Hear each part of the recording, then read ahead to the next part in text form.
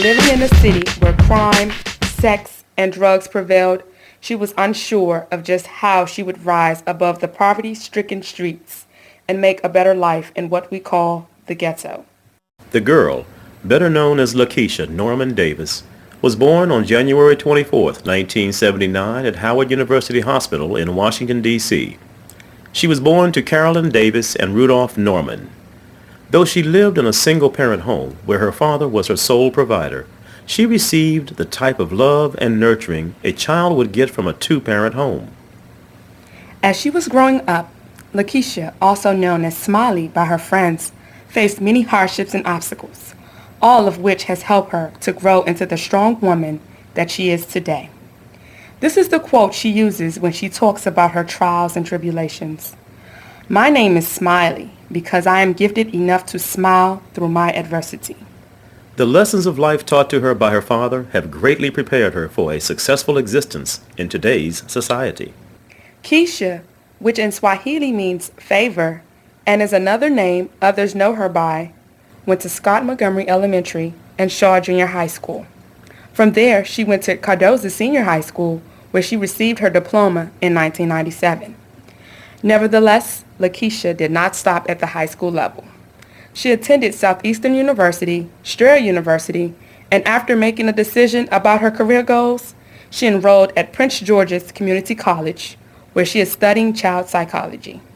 In addition to Lakisha's studies, she is also involved in giving back to her community.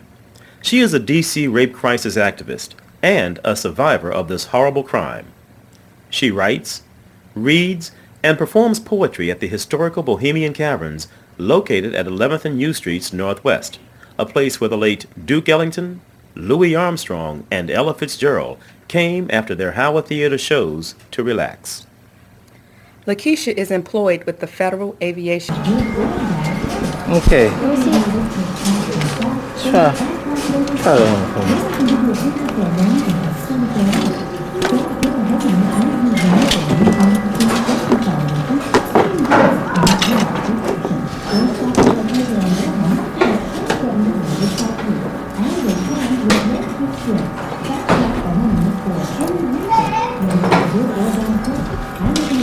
Yeah, Daddy, I can feel it. See it. Button it up. No, that's too small. Go ahead, button up. Go ahead, button up.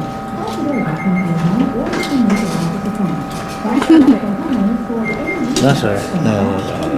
It looks too small. Every time it is. Every time you can't breathe good, it's too small. Take it off.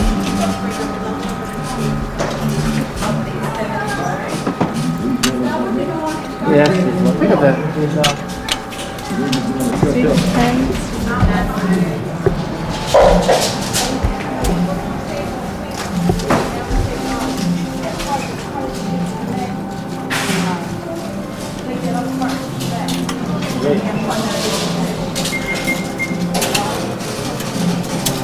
No. Nice too, right? Oh, yeah, people do that. Oh, I didn't know that was the same. I didn't know that it was the same fruit.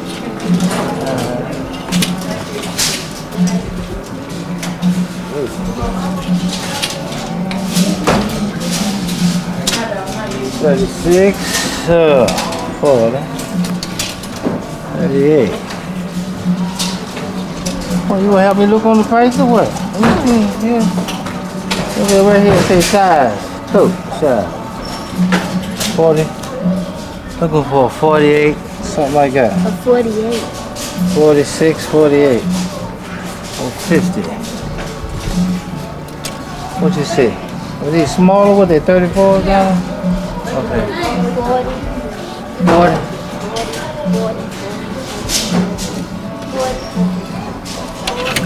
40. 44. Let me see.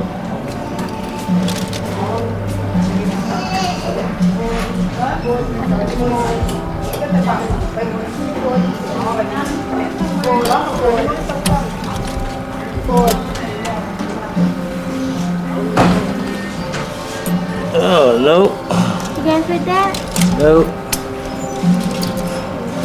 I wish.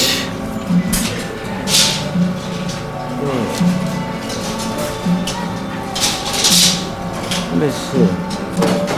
Bring it back. 42. 40. Oh, look, I'm on the look here. 42, 42, 42, 40, 42, 42, 40, 42, 40, 42, 38. 38, 40. Let's see here.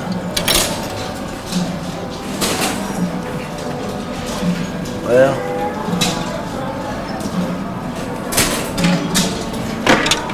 this is a nice coat. Well, I wish I could wear this one. This is real nice. That one that you just put on? This I mean, that one? Isn't that beautiful? Yeah. Nice, real nice. Yeah, that's what my boy Bert Harris say, real nice, right?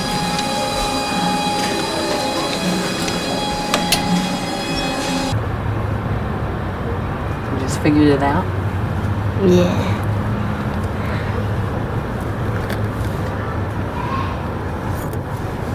You worry about growing up? Yeah. Tell me about it. Oh, I think it. Pay bills. I don't like to pay no bills. Take up all my money. But you're gonna have to as a grown-up. I know. You're gonna have bills, unfortunately.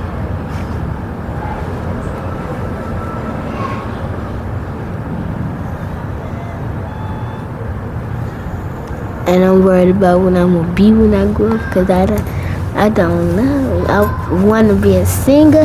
I want to own my own business. I just want to be a lot of things. And are there people telling you that you can do that if you want to? Yeah, Who? my father. What does he say? If you want to be something, you can be it if you want to.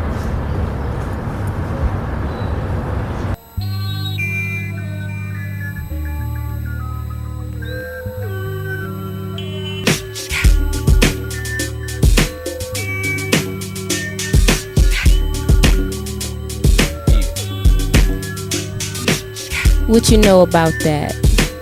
What you know about me? Do you really know, Smiley? Pick up my book. I don't like when people be walking up and down the alleys and stuff. That's why I don't like to be coming through the alleys and stuff. What do you mean? Because too many things be happening in the alleys and stuff. That's why I don't like it. One thing I like about it is to stay in the house. Just not go out? Yeah, or just go around the corner to my friend's house. Instead of just staying around. What kinds of things are happening in the alley, do you know? Drugs. That's all I know. Do you hear things? Yeah, I heard someone fighting. I heard someone fighting in the alley about 5 o'clock, 3 o'clock in the morning. They was fighting. This man was beating up this lady right there in the alley. But I ain't see it, I heard it. See, what you know about living in a house with no I water? hear nothing. Only time I run through the alley to come back here is my Pick up father my in the book. kitchen. And flip the pages and That's get the to only know thing. the different stages of my life. Hey, don't think it's a hoax. I really want you to get to know me. See, we all need to understand each other. That's why I'm giving myself to you. See, this book is more than just entertainment. It's about letting you know that we have all been slaves. Slaves to the mental state of reality, which is false. Whoa.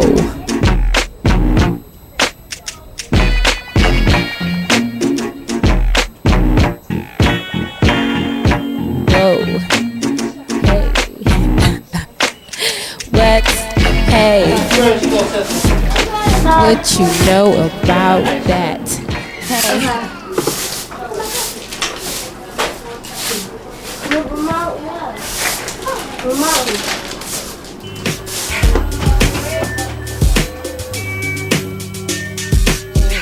Try to crawl in the house to do something. Or if you at the door, just try to run in there as fast as you can. In another rule, before I leave a note with my father so he won't be worried about me. Do you think he does worry about you? Yeah. Why do you think that? Because he loves me.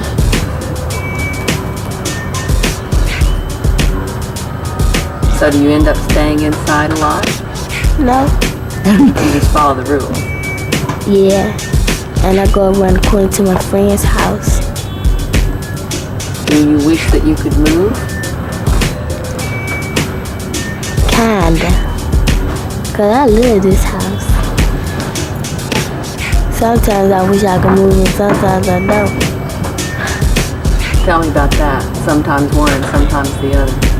Sometimes I do want to move because all these people be around here and stuff. And sometimes I don't because my grandmother lived in this house for a long time and she had passed away.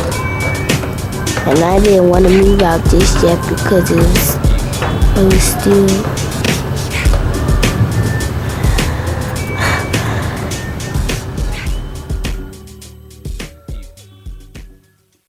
And with all the things I did in life is that what it did, coming through it prepared me for today.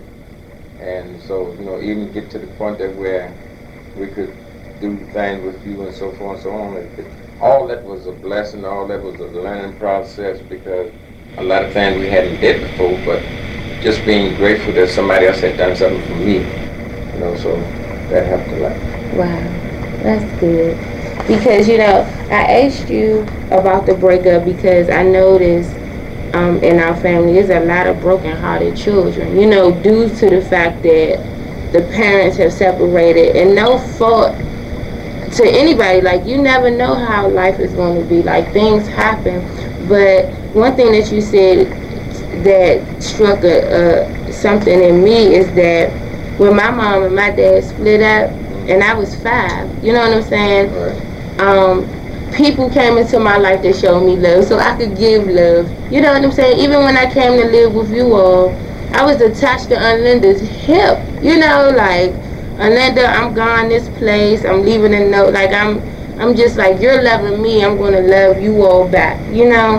So I just want, that's one curse that I want to break. That it's no more broken homes, no more broken children that have to go and get love outside of the family. Thank God for those people, but sometimes it hurts because, and Laura, I'm about to ask you some questions. I'm listening. Okay, because when my mom left and she dropped me over Sandra's house, I remember her saying, I'll be right back. I'm coming right back to get you. We gonna spend the night. One night. Now, a kid, no, my mother gonna be here in the morning. I don't care what nobody says. She said she's going to be here. She never came. So, it was some months my father was looking for me. And he had to pick up Gloria, y'all. Like, pick her, like, so, where your family live at? Where they from? You know what I'm saying? Literally pick her because my mother got ghost and didn't tell her sister where I was. She didn't tell Gloria. She didn't tell nobody. She just up and rode because she was searching for love in the wrong places. She thought my father could love her the way that she needed to be loved. Like, sometimes we just gotta love us first.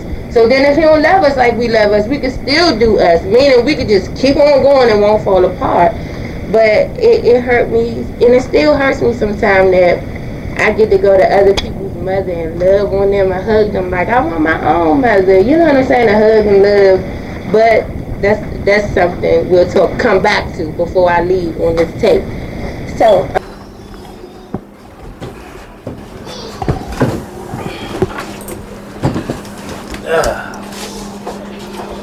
say the blessing. God is great and God is good. Every thank you for our food. By our sins, we all fear. Give us love, daily bread. Amen. God bless the cook. Cool. Okay.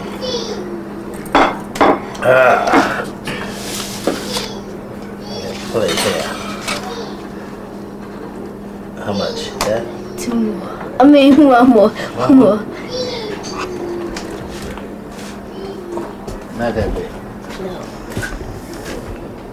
Oh, Right there. there. Okay. It's good for you. Make it grow. Okay. You're ready.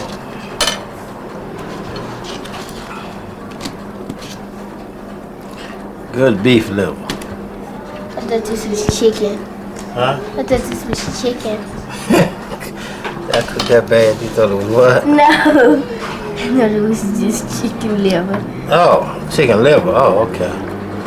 Chicken liver be that big. He'd be big as this table. You know that? Okay. Chicken liver? If the chicken liver was this big, and the chicken be big as this table. Almost.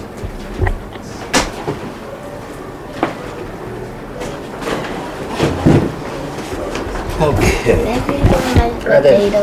Huh? And those You put the butter in it? Oh no, what you do to the butter? Oh, I put it back in the refrigerator. Nice place for it.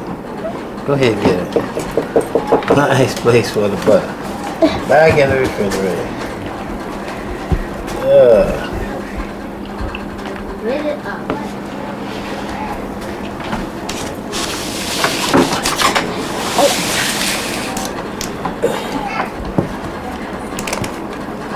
A little mine.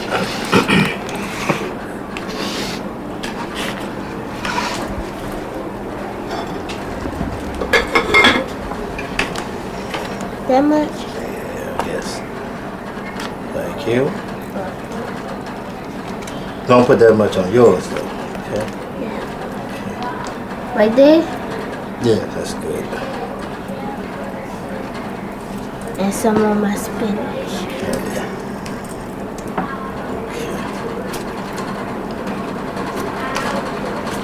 Pretty good. I just leave one thing. Yeah.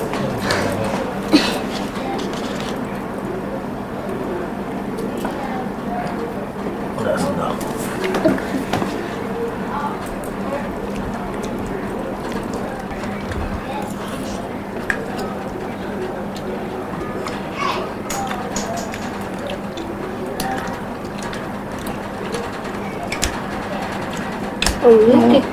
When you cook up, they also. Oh, well, you know. Different people cook differently. I don't know.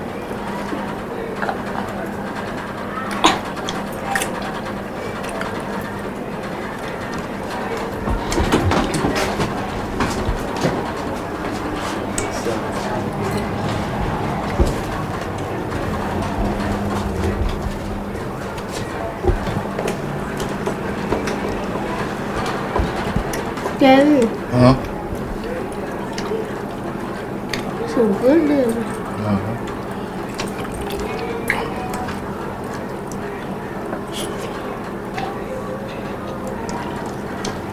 Ah, that's good. You drunk out your soda that fast? No, well, cooking makes you thirsty. All the heat makes you thirsty.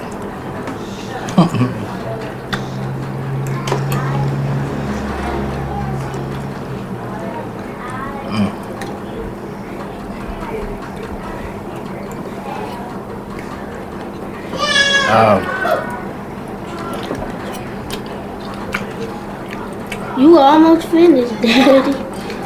Well, a little hungry.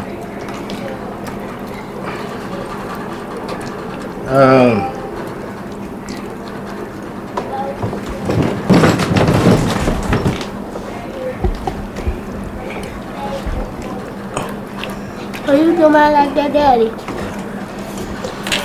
Yeah, she can walk all day. It makes you hungry and thirsty. Okay. I should have had a knife here, but why you get a knife? You forgot? Yeah. You was at the table. Now, this is not my fault. You set the table, right? Yeah. Okay. You put 2 of them next time, huh?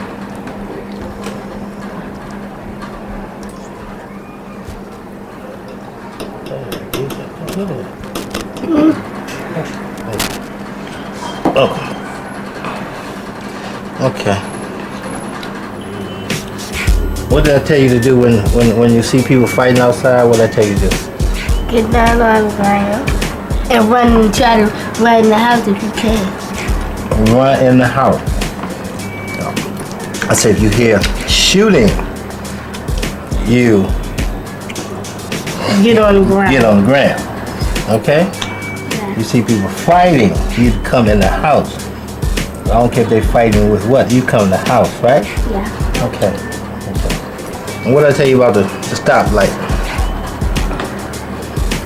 What did I tell you about that? The cars, when they come when the light turn green, if the cars don't stop, you still stop. Right? Yes. So the little boy got hit, the light was green, and the man kept going and still hit him. That's right. You hit, whether he right or wrong, right? Yeah. Okay. All right. Okay. Well, see, those to see that, you know, how bad it is out here, you know. I mean, because like I said, if I come home and you out there watching the fight, what happened? I'm getting in trouble. We gonna have it, right? Yeah. So see, a lot of people got hurt by watching fights. Not even that, don't even know the people. Got killed and hurt by watching fights, you know? That's why I try to tell you this. I don't care what, if the other kids want to watch it, you tell them my daddy said no. Right? Okay. So, you know, that's a terrible situation out there. Somebody else fight, you get hurt for it. Mm-hmm.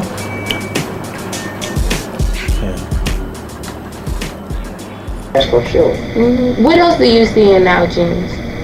What else do I see in your genes? Besides that, anything random, everybody. What do you see? Because I need something to put. I see that you don't heal easy. You don't heal. It's holding on. You know, you have scriptures, and I was reading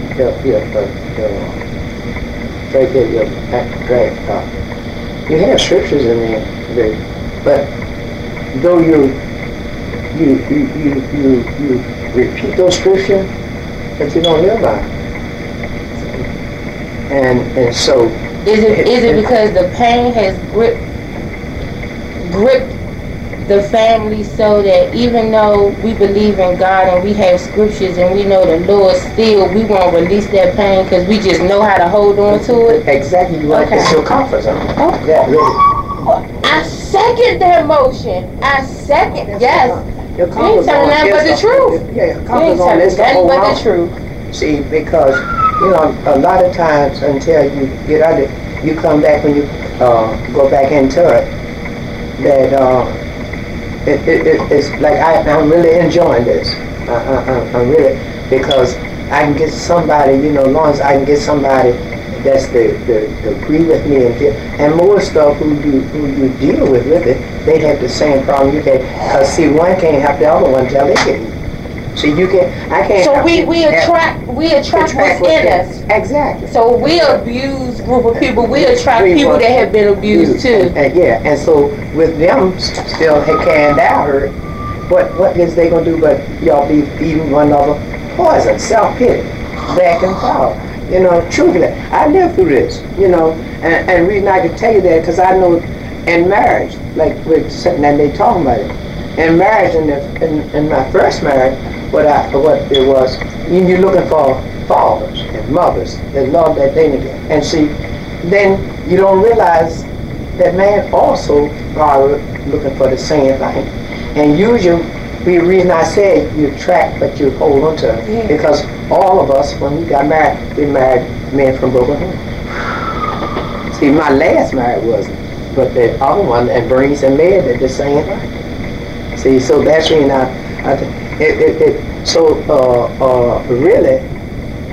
really truly, when it said physician, heal thyself first, See, you weren't trying to heal somebody else.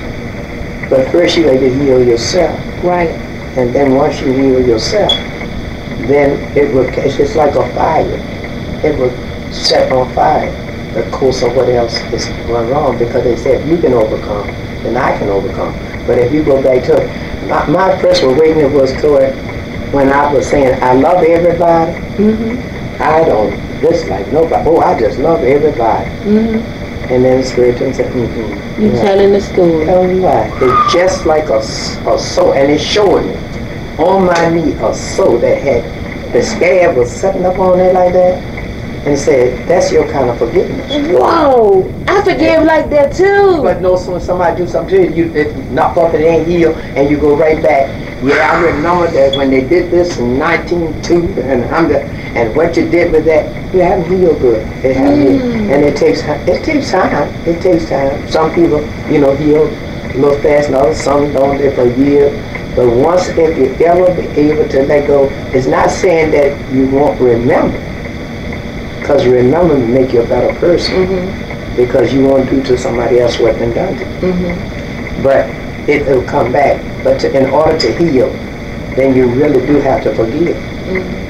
And when you done carried it for so long, it's got hard. Like Billy amazes me by his forgiveness. He does. He amazes me, because for like he was saying, like he how he worked, and yet instead when I look at his forgiveness, he remembers, but he forgives. So it don't say you don't remember, because like they said, well, you ain't forgive me because you still talking about it. No, if you don't remember, you'll do it again. That's the truth. Yeah, you'll do it again if you don't remember. I've been in, yes. I give him credit from his face. I do. He have a lot, because I tell Nick, I said, Billy have a lot of forgiveness. I gave him, I tip my head, he did it before I did. I know what a struggle is. Hey, what you know about that? What you know about that? I know all about that.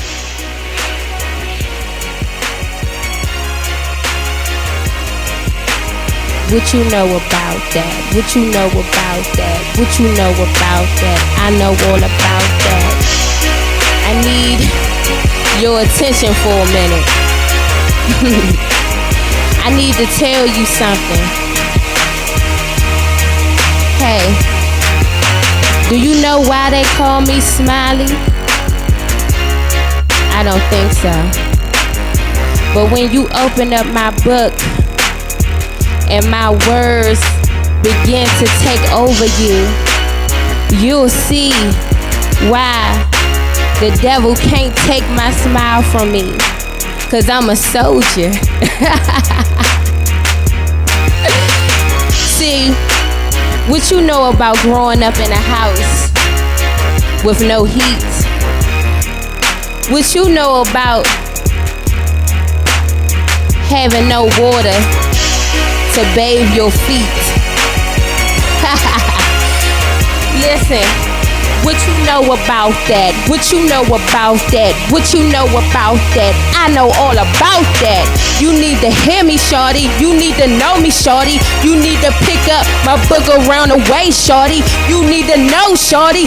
This is real, shorty. I am real, shorty. You better know, shorty. Hey, hey, hey, hey, hey, hey. What they know about that? What they know about that? What they know about that? We know all about that. Hey, hey, I like to give it up to the shy.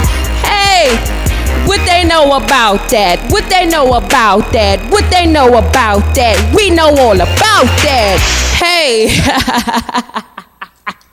don't get me hype up in here. I'm trying to tell you. Woo! People don't know why I'm so strong. They don't know what I've been through. Yes.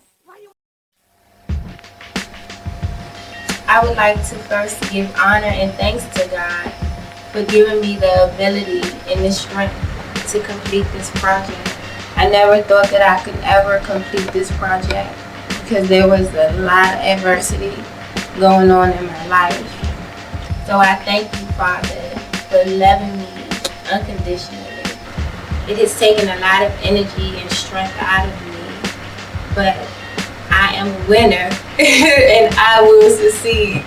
And I'm so happy that God has given me this special gift to put my life in a book for others to read. And also this documentary that wouldn't have been done if he had not brought Michael Thomas into my life, the producer of this great project. I'd like to thank my dad. Like, he is a true soldier. He raised me all by himself. And if it wasn't for his strength and his endurance, I wouldn't be here today. I would also like to thank the women in my life that helped me to become a young lady.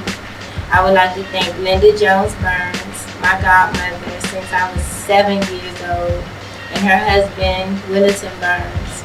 I would like to thank Edna Davis, my best friend's mother. She's always been a mother to me. I would like to thank Marissa Johnson, who was my supervisor for 7 years, and she retired, and she's still a mom to me after being retired for 5 years now. I would like to thank Dina Johnson Blocker for giving me the strength to push past my inner feelings towards a lot of different things in my life, helping me to succeed and, keep on moving. I would like to thank Elizabeth Norman, who is my cousin, but she's always been like a mom to me. And I thank you for always being there for me. And I thank you, whoever's watching this documentary, for taking the time to get to know Lakisha Norman Davis, better known as Smiley to my fans in the poetry room. So I thank you. Good night.